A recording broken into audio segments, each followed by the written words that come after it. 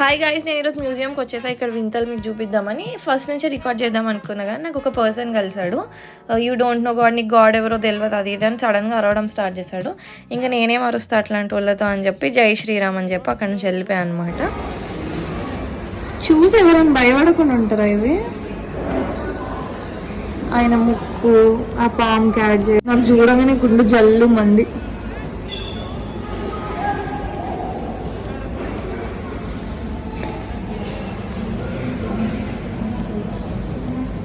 ఇలాంటి వింత మ్యూజియం నేను ఎప్పుడు చూడలేదు గైస్, అన్ని తేడాగానే ఉన్నాయి.